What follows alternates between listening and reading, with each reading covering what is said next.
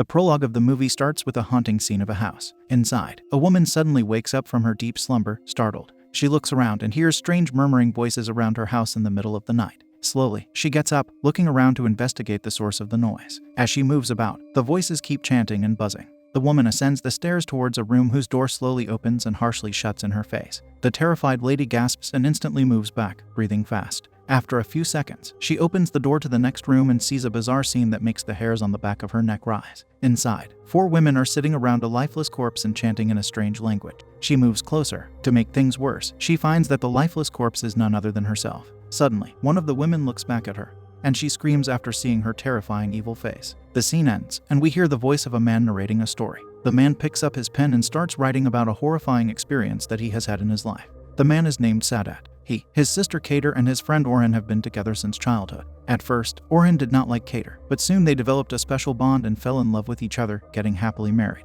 The man calls this story both a miracle and a curse, but it is hard to decipher where the miracle ends and where the curse begins. Flashback to a few months earlier. We see Orhan in his workplace, scolding another man, telling him to quit smoking inside. The man does not look guilty at all. He talks back, saying that it's not a big deal, and that he just smoked a few puffs, but Orhan gets angry as there are a lot of explosives inside, and his little addiction could have caused a serious disaster. Although he is sad and disappointed, Orhan can't afford to put other people at risk because of his carelessness, so he tells the man to quit work. Sadat overhears this conversation and comes inside to comfort the sad Orhan.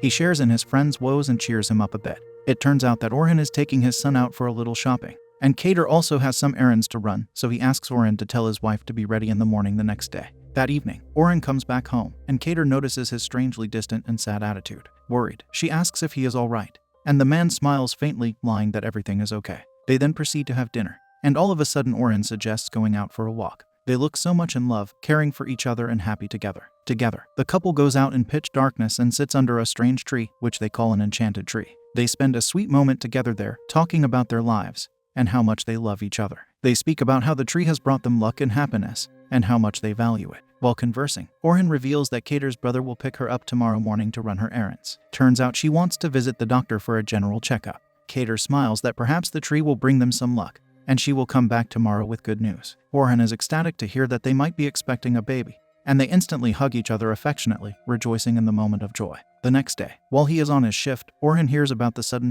of the man he recently fired. Poor Orhan is shocked and terrified to the core. He runs out to find the deceased man's wife crying near their workplace. As she sees him coming, she gets up and curses the man with her whole heart. She wishes that his life will be as black as coal. On the other side, while Sadat is driving, he gets a sudden call informing him of the tragic happenings. Sorrowful, he quickly turns the car, unaware of the huge ominous incoming truck. The party of 3, including Sadat, his little son Mehmet, and Kater are met with a huge accident. Fast forward, the scene then goes back to Sadat's voiceover as he proceeds with his story. He expresses that in his life, he has faced 3 scary moments that have shaken him to the core. First, when his late wife was giving birth and was taking her last breaths. She told him to take care of their son. Second, when he was turning that car and that huge truck hit them. There, the last word he heard was of his son calling out. And third, the worst moment in his life, when he saw his sister Kater in the house on Friday night, months after the accident. Back to the past, we see Orhan in his house, with Kater lying on the sofa. She's wearing a white dress, while he looks as if he has been crying for some time.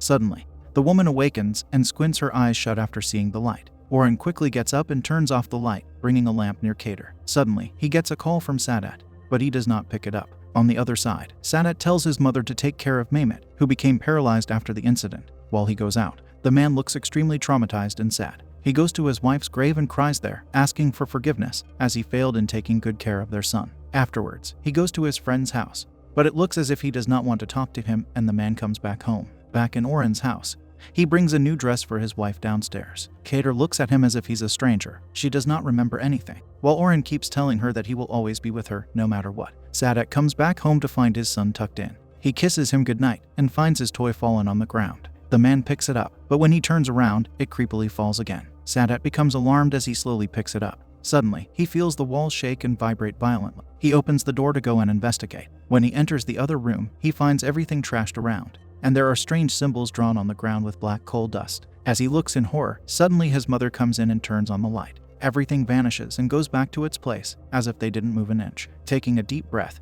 he turns around and goes back to sleep, shutting off the lights. Little does he know that the room has once again turned to its horrifying state. On the other side, a scared Kater wakes up in the middle of the night and goes downstairs. She comes to stand before a door that leads to the basement and looks at it in horror. Suddenly, she starts banging the door as if something is making her do it. Strange, horrifying scenes pop up in her head as she keeps hitting the door. Oren comes rushing down and pulls her away from the door. He hugs the woman, making her feel secure and comforting her. He forbids her from going near that door ever again, as she might feel scared and remember some bad things that happened to her there. They come back to the bedroom, and Oren tucks her in while he goes out. We then see the man chanting some strange spells and going out to create a barrier around their house as if he is keeping something out. The next day, back at work, we see Oren still withdrawn from everybody. He does not talk to his friend Sadat, who sits in a corner with another friend, eating lunch. The man asks Sadat if he is alright, and he expresses how hard it's been for him and Orhan. Back at home, we see Kater sitting on the sofa, looking strange. She suddenly gets up and goes to stand before the mysterious door again,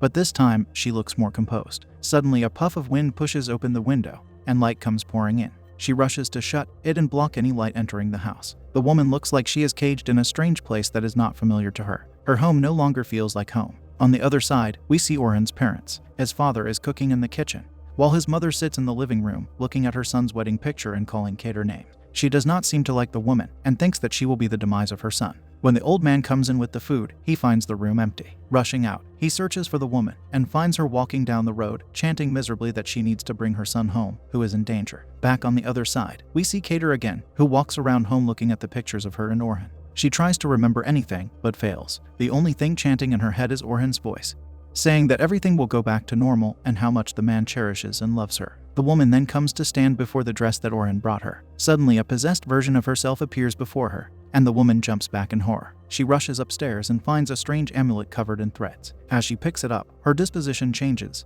and she gets panicked. Kater searches each and every corner of the room and trashes everything. That night, Orhan comes back to find Kater sitting in the messy room and looking at a picture of them with his parents. He reveals how his mother was not happy with their marriage, resulting in them getting cut off. The woman asks about her parents, but Orhan feels a strange energy surrounding them, and he quickly goes down to inspect. Through the window, he sees a shadow of himself standing outside, with an old woman wearing blood-stained clothes. He immediately shuts the curtains and starts chanting in a strange language. Orhan then takes the two strange amulets and buries them outside. As he finishes burying, Sadat comes and begs him to talk, but he harshly dismisses his friend and comes back inside. Once inside, he instructs his wife to stay put and not wander outside unless he tells her. The woman obediently agrees. Orhan looks at Kater as if she is miles away from him, and not just on the next sofa. The vulnerability and pain in his eyes is hard to overlook. Back on the other side, we see Sadat putting his son to sleep. Meanwhile, Orhan uses one of Kater's pictures and casts a strange spell. Then Sadat has a nightmare, where he sees his sister Kater possessed and asking him for help.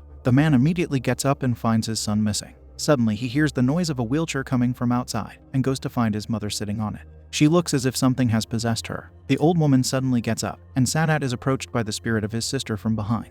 The man gasps awake. Turns out it was still the nightmare, and his son is sleeping soundly beside him, but the man still strangely hears the wheelchair, and upon investigating, finds that it is indeed in the next room where he saw it in his dream, but his mother is sleeping soundly. The man is terrified, and has goosebumps after the encounter. The next day, Sadat again tries to approach Orhan, but they get into a fight, where Orhan warns him that he will take his life if he ever tries to approach him again. Back at home, Kater is looking at her childhood pictures. Suddenly, she feels strange, and gets up to wander around the house. She comes across a dangling key attached to a piece of cloth in the kitchen. As she touches it, she sees strange visions of a ghost, and again, the ghost of herself. Startled, she moves back, and finds a tub filled with strange bones and insects. Back on the other side, Sadat sits with Mehmet, trying to make him move his hands. Together they sit, drawing airplanes, when suddenly someone knocks at the door. Sadat goes and finds that there is no one there. He comes back and asks his mother about the knock at the door, but turns out she also didn't hear anything. He comes back towards his son. There he sees the paralyzed boy standing and drawing on his own. Suddenly he falls down and passes out.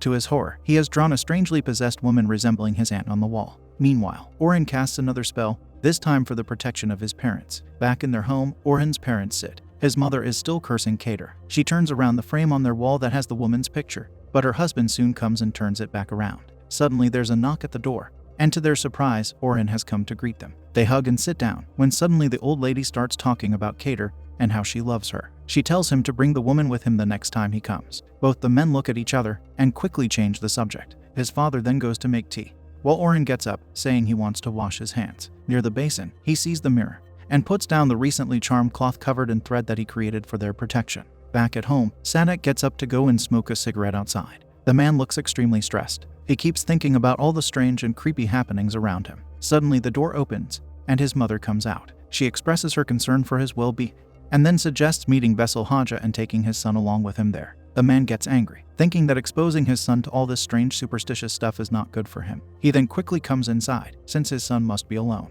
Once he gets inside the room, he finds his mother sitting there with him. The man is creeped out. He tells his mother to go take a rest, while he waits there with his son. Back on the other side, Kater wakes up after hearing Orhan's voice. She walks to the door in a daze, unaware of the strange figure that sits outside her bedroom. She hears the voice from the door, and slowly goes to open it. On the other side stands a strange Orhan, who does not look normal. He takes her hand and leads her into the forest, past the strange black-clothed figures that sit along the way. He tells her the story of how they came to find the enchanted tree. One night, when they were taking a walk, they saw a crying woman who lost her baby. When they offered to look for the baby together, she pointed at the enchanted tree and said the man there had taken her child. As the couple look at the tree, the woman disappears and they are left alone. Kater, scared, quietly listens to this story, and when she looks back at Orhan, he has disappeared. Stranded alone, in the middle of nowhere, the woman shrieks. Suddenly, she hears strange murmuring chants, and she sees light surrounding the enchanted tree. She is terrified to the core. Orhan sits there with 4 covered corpses, 3 lying by his side, and on in his lap. As he reveals the face,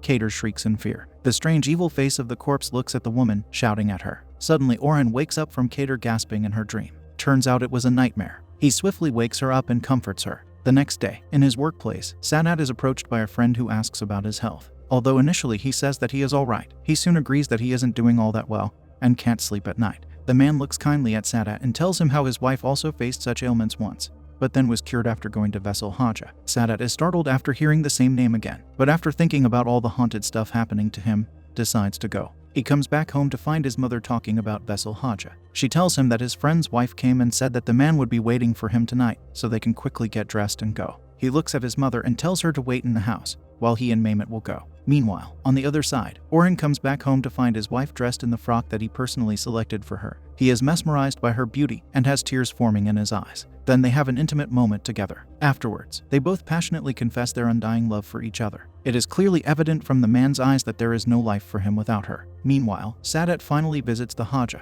who invites him in. After performing a ritual, the man tells him that he and his son are haunted by jinn. They want to communicate with him and give him a certain task. The terrified Sadat begs Haja to help them, and the old man, after a few comforting words, tells them to come back tomorrow. On the other side, Orhan tells Kater that he'll invite her brother and nephew tomorrow for a catch-up, just like they did before. Meanwhile, that dark night, at Orhan's parents' house, his mother wakes up in a daze, as if possessed by a spirit, and proceeds to go and take out the protective talisman from behind the violently shaking mirror. She cuts it down using scissors and flushes it down the toilet. In the same dazed state, the woman comes back to her room and sits in the chair, crying. She calls out to her husband and tells him to wake up. The man wakes up, bewildered at what is going on, then comforts the crying woman and puts her back to sleep. The next day, Sadat is suddenly visited by Orhan, who expresses his remorse for cutting him off. He says that he wasn't doing all right, so he couldn't bring himself to talk to him, but now he is better, so he wants to apologize and wants the man and his son to visit his house. Although Sadat is a bit shocked, he notices Orhan's vulnerable state. The poor man looks like he has not slept for days. His entire disposition has changed. That afternoon, a woman called Kisar visits Haja. She sits inside and announces Sadat's arrival before they knock at the door. Meanwhile, Orhan's mother is still in her dazed state. Back at Haja's place,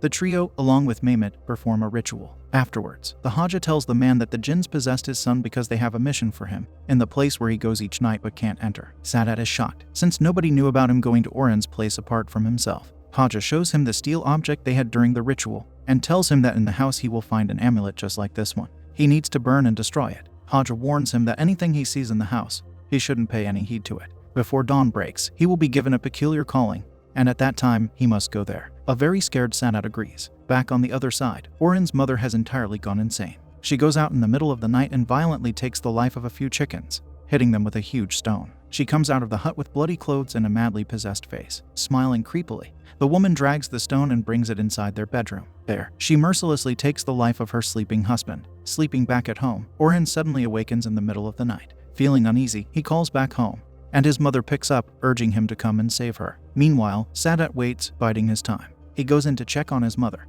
who is fast asleep, and comes back to his room. As he goes to sleep, suddenly he sees his son sitting outside, playing with a steel bucket. Together with him sit strange black-clothed figures. The man starts awake. As he looks at his son, his hands seem as if he's still playing with the bucket. Suddenly, he sees his mother standing in the doorway, telling him to go and save his sister. As he looks back at his son, his hands stop moving, and his mother suddenly disappears. Sadat swiftly gets up, goes to the next room, and wakes up his mother. After telling her to go and sleep beside Mehmet, he goes out to his destination. Outside, he sees the same bucket that he saw in his dream. Meanwhile, on the other side, Orhan goes back to his house and finds it in a mess. He sees his father lifeless, lying on the bed with a huge stone over his head. Trembling with fear, he comes back and looks behind the mirror where he hid the protective talisman. To his utmost horror, the talisman is gone. Trembling, he comes out to look for his lost mother. Behind the house, from a dark alley, he hears the sound of a strange steel bucket. As he follows the sound, he finds his mother lying there, lifeless. Her face looks as if she had been possessed. On the other side, Sadat makes his way to Orhan's house. On the way, he sees two strange spirits hitting a steel bucket. As he watches, one of the women looks back at him and he sees her pitch black eyes. Shaking with fear, he quickly runs towards the house. As he approaches the house, Orhan feels no presence there. After knocking a few times, he breaks in. Kader stands right before his eyes, but surprisingly, he cannot see her. He calls out Orhan a few times, and then senses as if something is wrong with the basement door in front of him. Kader looks on in horror as her brother looks around, unable to see or confirm her existence. He breaks into the door and descends the basement. A strange strong smell hits him, but he keeps going. There, he sees strange pages with symbols and candles all laid out. His eyes land on a strange thing covered with a black cloth. Behind him, Kader also descends the stairs and looks at everything. The man comes forth and uncovers the thing. To his shock, he finds the amulet there over a white-covered corpse. He reveals the face, and his entire being shakes in fear. It is none other than the rotting corpse of his dear sister. Finally, he throws the amulet into the burning coals and frees the poor soul. An ear-splitting scream makes him turn around. There, he finally sees his dear sister's spirit being dragged away by a creature from the other world. Moments later, Orhan comes running down the stairs. After seeing what Sadat did, his heart breaks into a million pieces all over again, and he falls to his knees, crying in pain. The scene cuts back to the present, and we see Sadat continue his story. He says that among the three most terrifying incidents in his life, the last one, where he saw the corpse of his dear sister lying in her house months after they buried her, was the worst. As it turns out, Kader had passed away on that fateful day during the accident, but Orhan, who loved her more than anything in this world, was unable to accept this fate and decided to bring her back, one way or another. He digs up her grave and performs a strange ritual, bargaining his soul for her return in any way. He imprisons the poor soul from another world and forces her to exist with him. He bathes her, clothes her, and takes care of her like a child, only so she forgets every memory and stays with him forever and ever. The man loved Kader so much that he was even willing to settle for some scary spirit in her image. How desperate the man must have been. The things you do for love. Although the spirits from the other world try again and again to take back their kin, Orhan stops them with the dark magic that he masters. In an act of revenge, they take the lives of his parents, despite his attempt to protect them. Finally, the spirits manage to take back Kader with the help of Sadat and Haja. 15 days after that incident, Mehmet finally starts to talk and walk again. The movie ends with Orhan crying over Kader's grave, when her spirit suddenly calls out from behind him. It's scary how love can make people so fearless.